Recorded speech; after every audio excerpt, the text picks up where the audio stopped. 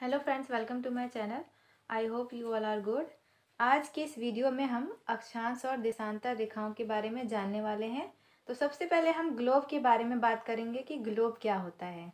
Globe पृथ्वी का एक नमूना यानी पृथ्वी जैसी आकृति का एक मॉडल है।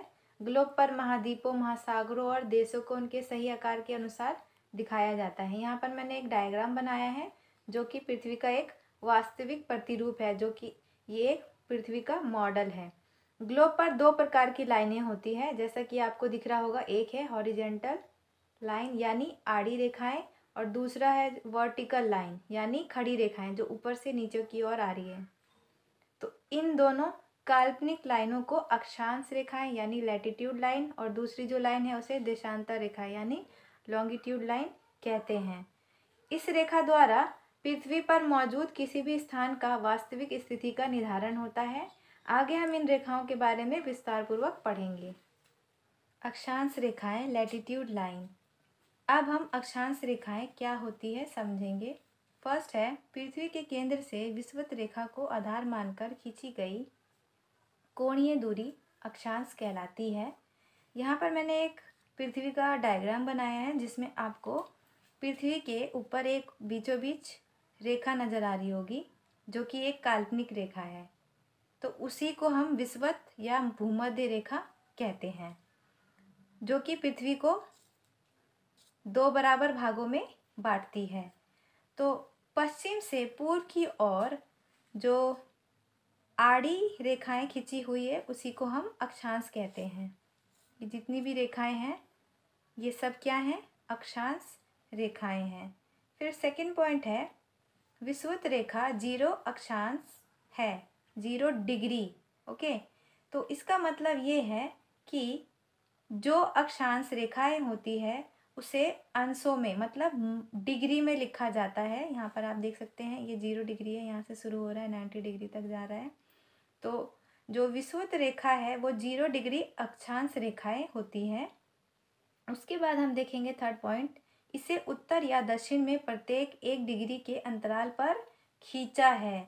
इसका मतलब ये है कि जो विषुवत रेखा के समानांतर, यहाँ पे आपको सामने ये एक लाइन दिख रही है, ये विषुवत रेखा है, और इसके सामने और भी जो लाइंस होती हैं वो 1-1 डिग्री के अंतराल यानी गैप पर ऊपर और नीचे की ओर खींची जाती है। तो ये क्या होती है? 1-1 डिग्री के अंतराल पर खींची जाती है रेखाएं। उसके बाद फोर्थ पॉइंट है हमारा, उत्तरीय व दक्षिणी गोलार्ध में अक्षांश रेखाएं 90 डिग्री और दोनों तरफ कुल 180 डिग्री। विषुवत रेखा को भी 1 अक्षांश यानी 180 में 1 प्लस किया जाता है तो टोटल हमारा 181 हो जाता है। इसका मतलब यहाँ है, डायग्राम के थ्रू समझते हैं। जैसे यहाँ पर हमने देखा कि विषुवत रेखा पृथ्वी को 2 बराबर भागों में बांटती है, जिसका नाम है उत्तरी गोलार्ध और दक्षिणी गोलार्ध। तो उत्तर की तरफ ये ऊपर उत्तर की तरफ है, तो उत्तर की तरफ 90 डिग्री अक्षांश रेखाएं हैं, जबकि दक्षिण की तरफ 90 डिग्री अक्षांश है। अब दोनों को हमने ऐड किया तो कितना हुआ? टोटल 180 अक्षांश रेखाएं हो जाएंगी। लेकिन जो ये विषुवत रेखा है इसको भी 1 अक्षांश माना जाता है, और जब हम इसको सबको ऐड करते हैं तो टोटल हमारा आता है 181 आ जाता है। इसके बाद हम देखेंगे सबसे लंबी अक्षांश रेखा, जो कि है विषुवत रेखा। यहाँ पर आप देख सकते हैं ये सबसे लंबी रेखा क्या है? विषुवत रेखा है। और ये जैसे जैसे ऊपर की तरफ जा रही है ये छोटी होती जाती है। लास्ट में 90 डिग्री है, 90 डिग्री सबसे छोटी अक्षांश रेखाएं हैं। फिर है हमारा उत्तरी अक्षांश 23.5 डिग्री, जिसको हम कहते हैं कर्क रेखा। ये है उत्तरी अक्षांश है ये पूरा। इसमें 23.5 डिग्री पर होती है रेखा, उसको हम कहते हैं कर्क रेखा। उसके बाद है दक्षिणी अक्षांश। दक्षिणी अक्षांश जो है ये नीचे की तरफ है, 23.5 डिग्री पर है, और इसको हम कहते हैं मकर रेखा। उसके बाद अब हम देखेंगे उत्तरी अक्षांश पर है 66.5 डिग्री रेखा, जिसको हम कहते हैं आर्कटिक रेखा। यहाँ पर देखिए ये उत्तरी है, ऊपर की तरफ है, और ये 66.5 है डिग्री, और इसको हम कहते हैं आर्कटिक रेखा। फिर हम देखेंगे दक्षिण अक्षांश, जिसमें 66.5 डिग्री पर है अंटार्कटिक रेखा। यहाँ पर देखिए ये नीचे की तरफ दक्षिण है, दक्षिणी में है 66.66 पे है अंटार्कटिक रेखा। ओके, अब हम लास्ट में जो पॉइंट देखेंगे वो है दो अक्षांशों के बीच की दूरी 111 किलोमीटर होती है। यानी ये आपको लाइन दिख रही है यहाँ से यहाँ, ये एक इसमें बहुत सारी मतलब 90 तक तो लाइन होती है, लेकिन अभी मैंने 0 से यहाँ पे 23.5 दिखाया है, लेकिन इसके बीच में और भी लाइन्स होती है। तो एक लाइन से दूसरी लाइन जो रेखाएं हैं उनके बीच की दूरी कितनी होती है? 111 किलोमीटर होती है। ओके, नेक्स्ट पॉइंट है देशांतर रेखाएं, लॉन्गिट्यूड लाइन। तो देशांतर रेखाएं क्या होती है आप समझेंगे। उत्तर से दक्षिण खिंची खड़ी रेखाओं को देशांतर रेखा कहते हैं। जैसे यहाँ पे डायग्राम में दिख रहा होगा, ये उत्तरी ध्रुव है, ये दक्षिणी ध्रुव है। उत्तर से दक्षिण की ओर ये जो खड़ी ये रेखाएं हैं, इन्हीं को हम देशांतर रेखाएं कहते हैं। फिर है पूर्वी भाग में 0 डिग्री से 180 देशांतर रेखा होती है, और पश्चिम भाग में भी 0 डिग्री से 180 देशांतर रेखाएं होती है, यानी कुल 360 देशांतर रेखाएं होती हैं।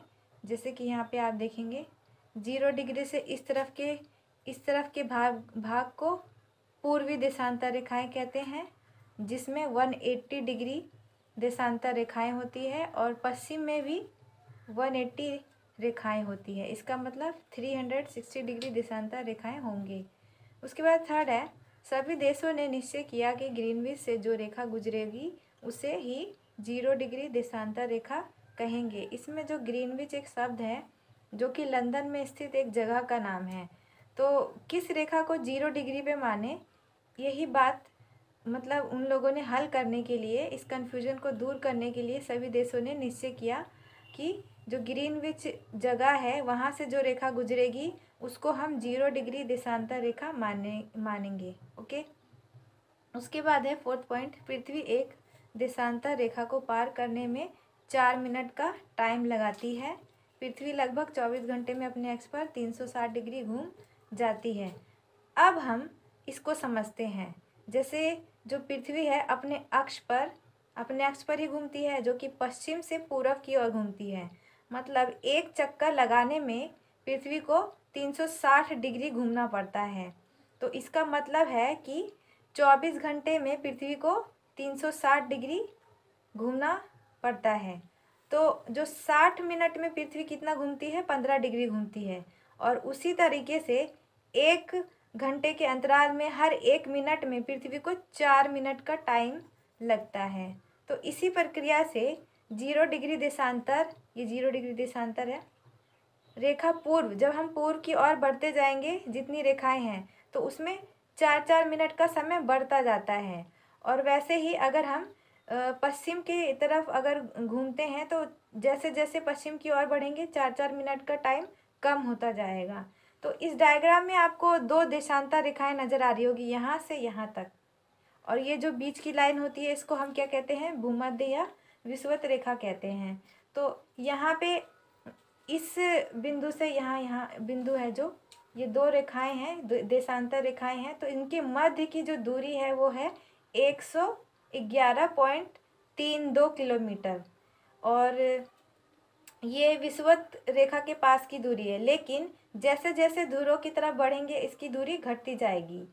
और जो 0 डिग्री देशांतर रेखा है उसका यूज़ हम समय निर्धारण के लिए करते हैं, और जबकि 180 डिग्री देशांतर रेखा का यूज़ हम डेट यानी तिथि निर्धारण में करते हैं। तो इस वीडियो में इतना ही। आशा करती हूँ आपको मेरी यह वीडियो पसंद आई होगी। अगर पसंद आए तो प्लीज़ लाइक, शेयर, सब्सक्राइब और कमेंट करें। Thank you.